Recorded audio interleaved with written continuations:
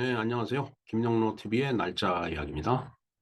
자, 오늘은 7월 24일이네요. 7월 24일은 무슨 일이 있었나 한번 살펴봤습니다. 오늘 그 한일 신협약이라는 어떤 조약을 체결한 날이더라고요. 뭐 다른 말로 이제 정미 7조약이라고 얘기도 하고, 그다음에 요새는 이제 조약을 늑약으로 바꿔서 얘기를 하는데, 뭐 을사늑약 이렇게 하듯이 정미 7늑약이라는 그런 표현도 있습니다. 바로 1907년 오늘이 되겠습니다. 음, 며칠 전에 그 기후각서가 체결된 날, 그건 1909년이기 때문에 이제 그 만국조선에 이제 정점을 찍는 이제 그런 상황이었다라고 얘기를 하는데, 이제 그거보다 조금 앞서 있었던, 한 2년 정도 앞서 있었던 그 이제 일본과 우리 이 조선 사이에 체결된 그런 그 불평등 이제 조약이라고 얘기를 하고 있습니다. 이거 아마 이때 그 배경은 그, 그 이준 열사에 대해서도 얘기를 했지만 그것을 이제 빌미로 해갖고 이또 히로부미가 이제 와갖고 이제 우리나라에 와갖고 이제 조선이 이제 을사조약을 위반했다라고 해갖고 이제 고종을 퇴위시키는 이제 그런 그 이제 일을 벌린 그게 바로 이제 이 정의 7조약의 어떤 그 뼈대가 되는 그런 내용이 되겠습니다. 네. 어찌됐든 그 이어서 이제 순종이 즉위를 하지만은, 어, 순종이 즉위하고 2년 있다가 이제 며칠 전에 말씀드렸던 기후각서 체결을 하면서 이제 사법권을 이제 다 가져가고, 그 다음 해에 한일 합방, 경술국치를 당하게 되죠. 그렇게 해서 이제 이 땅에 조선이라는 나라는 이제 없어졌습니다. 하지만, 음, 조선의 종묘사직은 지켰죠. 그게 고종의 큰 업적이라고 볼 수 있어요. 그래서 업적이라고 얘기하면 정말 또 진짜 업적인지 생각하는 분들 계실 텐데, 음, 글쎄, 그 종묘사직. 지금 저 종로에 가면 종묘가 있죠. 그 종묘사직을 지켰다라고 해서 진짜 그건 자기 자신의 가문을 지킨 거죠. 나라는 이제 내팽개치고. 그런 그 아주 야릇한 의미가 있는 그런 만국조선이 이제 끝나가는 그런 얘기가 되겠습니다. 네, 그 사실에 대해서 한번 간략하게 공부를 해보도록 하겠습니다. 네, 정미 7조약에 대해서 한번 알아보겠습니다. 이건 일명 한일 신협약이라고도 이제 부릅니다. 네, 한일 신협약은 1907년 7월 24일 오늘이네요. 조선과 일본 사이에 체결된 불평등한 조약이었다. 뭐 저때 당시에 맺은 조약이 뭐 평등한 조약이 뭐 어디 있겠어요? 아무나 기울어진 운동장 위에서 서로 이제 어, 조약을 맺은 거기 때문에 1907년이면은 이제 1905년이 이제 을사보호 조약이고 1910년이 이제 경술국치인데 한일 합방이죠. 그 중간쯤 되는 시점이네요. 그러니까 통감부 시절이 되겠습니다. 자, 조약이 체결된 해가 정민년이었기 때문에 정미칠늑약이라고도 부르며 제1차 한일협약, 제2차 한일협약 등과 구분하기 위해서 제3차 한일협약이라고도 이제 부른다고 하네요. 참 정말 참 부끄럽게 짝이 없는 얘기입니다. 정미협약, 정미칠조약, 제2차 을사늑약 등의 별칭이 이제 있네요. 네, 굉장히 뭐 복잡합니다. 뭐 어찌됐든 1차 한일협약이 있었고 2차 한일협약이 바로 을사조약이에요. 을사늑약, 요새는 을사늑약이라고 하죠. 을사보호조약. 늑약이라고 하는 건 뭐 그냥 억지로 강제로 체결했다라는 그런 이제 뜻인데, 저희들 그 국민학교 다닐 때는 을사보호조약이라고 배웠습니다. 그러다 어느 날 보호가 빠지더니 요새는 을사늑약이라고 그러더라고요. 음, 하여튼 제 2차 한일협약, 그러니까 3차 한일협약인데 그걸 한일 신협약이라고도 부른다라는 얘기죠. 근데 2차 한일협약이 을사조약이니까 1차 한일협약이 뭐냐 한번 보겠습니다. 제1차 한일협약은 러일 전쟁이 한창 진행 중이던 1904년 8월 22일에 조선과 일본 사이에 체결된 협약으로 한일 외국인 고문 용빙에 관한 협정서라고도 합니다. 외국인 고문을 용빙에 관한 협정서다. 이제 이러면서 이제 일본이 이제 일본 관료를 파견하고 이제 뭐 이런 거죠. 그 배경을 한번 보겠습니다. 헤이그 밀사 사건을 빌미로 일본 정부는 이토 히로부미를 조선이 경성에 파견을 했다. 한국 측이 을사조약을 위반하였다 하여 고종에게 압력을 넣고 퇴위시키고 1907년 7월 20일 덕수궁 중화전에서 고종의 양위식을 거행했다. 즉 순종이 이제 즉위를 했다라는 그런 얘기죠. 그리고 한국을 병탄하기 위하여 그런 조치의 일환으로 7개 항의 조약, 정미 7조약, 바로 이 제3 한일협약, 제3 한일협약이죠. 아니면 또 다른 말로 한일 신협약, 정미 7조약을 이제 맺게 되는 거죠. 그걸 조선 측에 제시했고 이 조약에 정미 7적이 이제 서명을 했다. 을사오적이 있고 정미 7적이 참 나라 참 많이 배신한 사람들 많이 있습니다. 이 조약이 체결될 때 윤치호 등 소수 인사들이 경성에서 공개적으로 반대 집회를 이제 개최를 했다라고 되어 있습니다. 윤치호 같은 경우는 이제 며칠 전에도 말씀드렸지만은 그 독립협회를 이제 주도해서 설립한 그런 인물인데 나중에 이제 친일로 이제 변절이 되죠. 예. 근데 윤치호가 친일로 변절된 이유가 또 구구절절이 있더라고요. 물론 그게 잘했다라는 얘기는 못 듣는데 저 사람이 세계 정세를 보면서 오죽하면은 어, 도저히 이 상태로는 안 된다. 그렇기 때문에 일본에 협력하는 수밖에 없다라고 해갖고 이제 돌아섰는데 그 이유를 보면 또 아주 구구절절 뭐 기가 막힙니다. 사실은 언젠가 윤치호에 대해서도 한번 다뤄보는 시간을 갖도록 하겠습니다.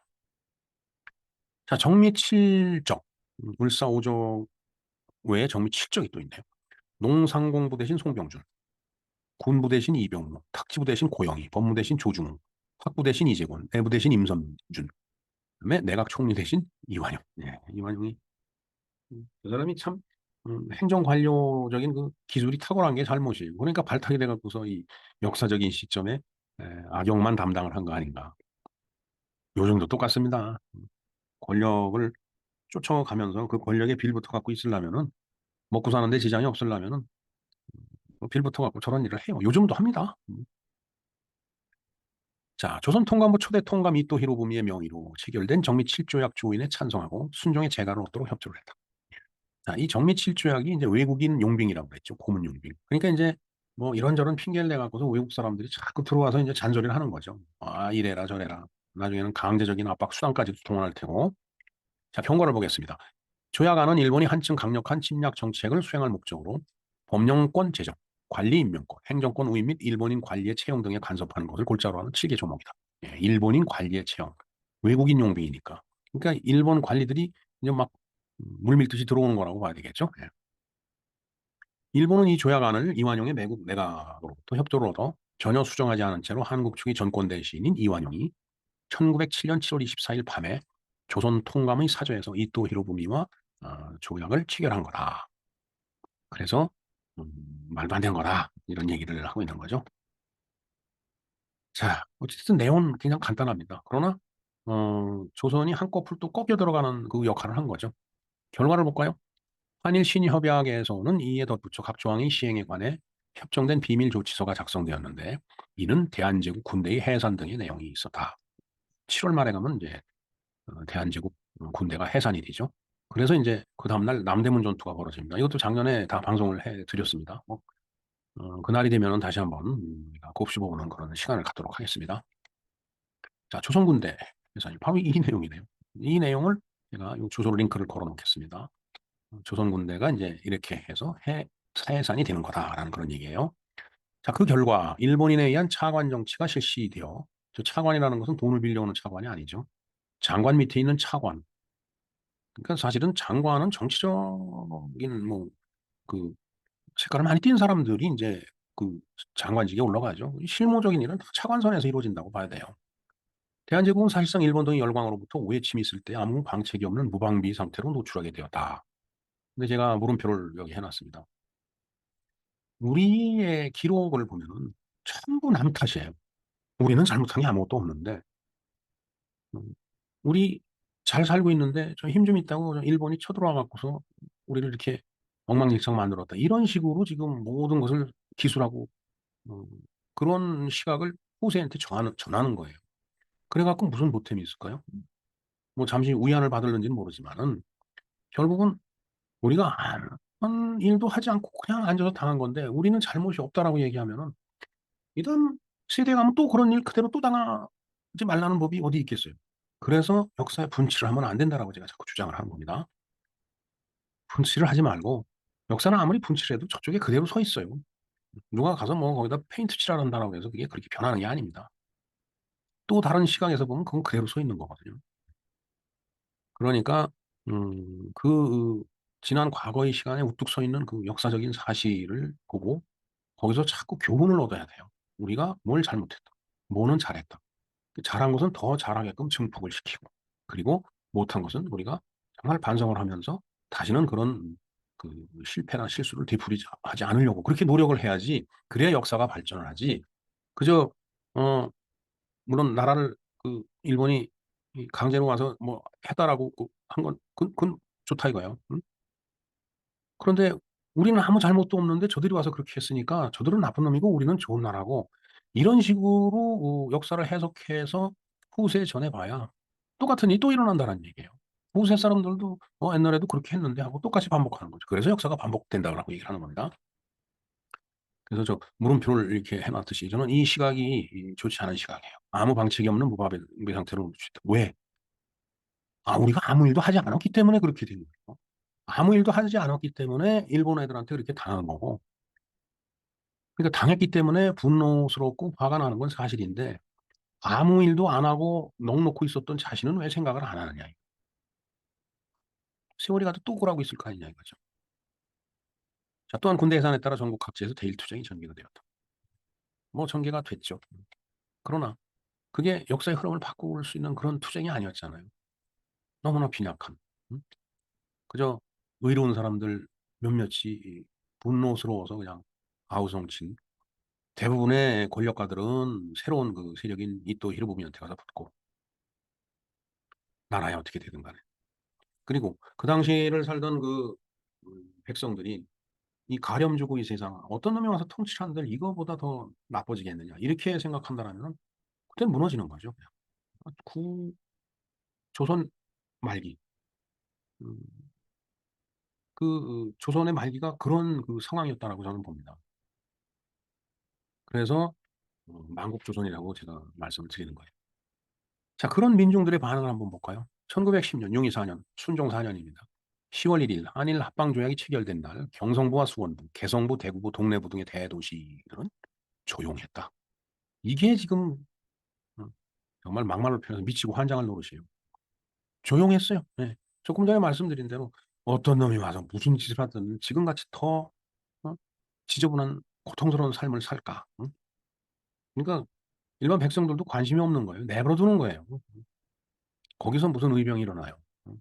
일어나 봐야 진짜 분노하는 그 극소수의 사람들이 일으키는 게 그 우리의 의병이지. 얼마나 저때 당시에 그 조선 백성들이 지치고 힘들었으면 그렇게 조용했겠느냐라는 생각을 저는 해봅니다. 1907년에 정미의병에서부터 한일합방 1주년이 되는 1911년까지 조국을 독립시키기 위해서 무장항쟁에 참여한 수요는 전체 인구 1,312만 명 중에 14만 명 정도밖에 되지 않았다. 대부분의 백성들이 그대로 받아들인 거예요, 현실을. 왜? 오죽하면은 어떤 놈이 와서 통치를 한들 이거보다 더 나빠질까? 참, 정말 비참한 얘기입니다, 이거. 한일합방 무렵 전체 인구 대비 항일 전투 참전율은 1.1%였다. 거의 뭐 저항을 안 한 겁니다. 실제로 그랬잖아요. 조선 정부도 총한방 쏘지 않고 나라를 넘겨줬잖아요. 그런데 어떻게 해? 응? 정부군이 나가 싸워야지 의병도 뒤에서 응? 행주치마에다 진짜 돌덩이를 응? 실어 날르면서 그들과 싸우는 거지. 군대도 없고 아무것도 없는데. 응? 그 권력가들은 전부 새로운 그 권력인 이토 히로부미한테 들이붙어 갖고서 머리 조아리고 그랬을 텐데. 뭐 그 시대 제가 안 살아서 확실한 건 모르지만 아마 그랬을 겁니다.